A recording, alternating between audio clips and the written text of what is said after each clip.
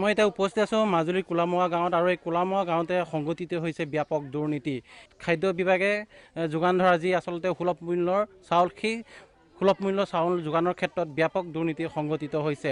যি কোলামৰা গাঁৱত থকা যিজন এজেণ্ট, সেই এজেণ্টগৰাকীয়ে ব্যাপক দুৰ্নীতি অনিয়ম কৰিছে। ফলত যিসকল আচলতে বিনামূল্যত পাব লগা চাউল, সেই চাউল আচলতে তেওঁলোকে লাভ কৰা নাই। ফলত এইসকল মহিলাই আজি গাঁওখনৰ লোকসকলে ওলাই আহি প্ৰতিবাদ কৰিছে।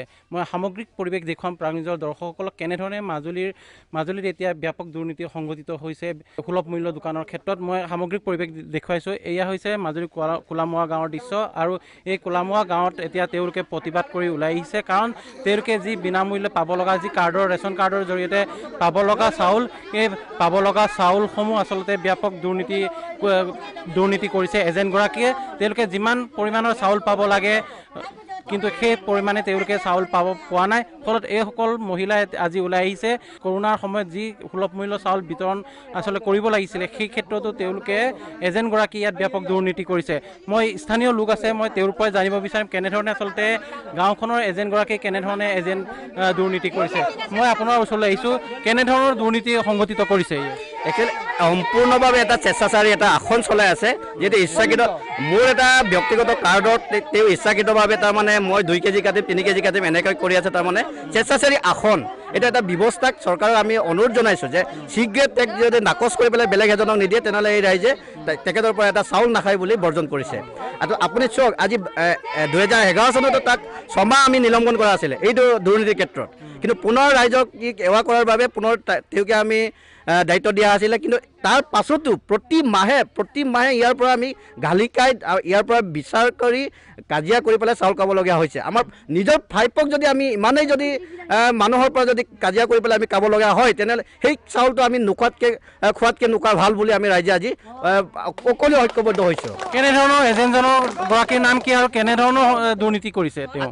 এজেণ্টজনৰ নাম জীৱেশ্বৰ পেগু। তেওঁ কি হয় তাৰমানে এতিয়া আপোনালোকক মই কাৰ্ড দেখুৱাইছোঁ, যিবিলাকৰ 7জন আছে তাক দিয়ে মাত্ৰ 5জন, এজন নাইকিয়া কৰে। আৰু এই 5জনৰো কি কৰে তাৰমানে 5 কেজিকৈ দিব লাগে, তেওঁ 4 কেজিকৈহে দিয়ে।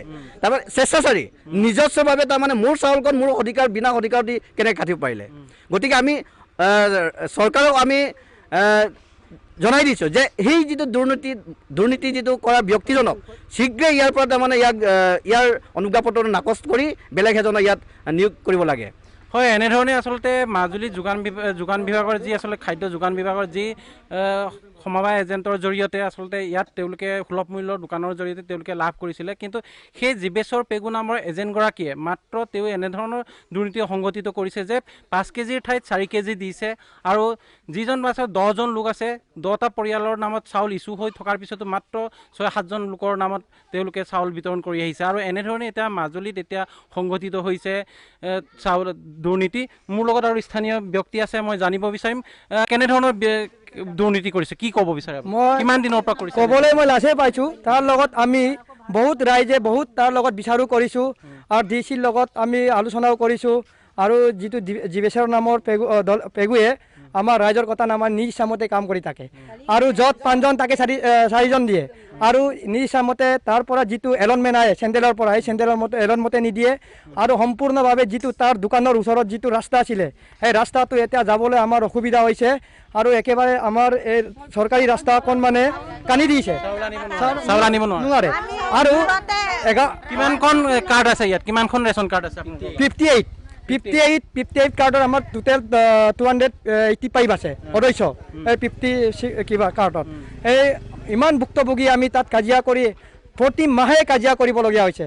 আৰু ইয়াৰ পৰা ইয়াতে আমি গম পাইছোঁ যে নিশ্চয় আমাৰ এই মাজুলী যিটো চাব এজেণ্ট যিটো সুলভ মূল্যৰ দোকান আছে তাত অফিচত, তাতে আমি 2 নম্বৰ কৰিব পাৰিছে বুলি আমি ভাবি লৈছোঁ।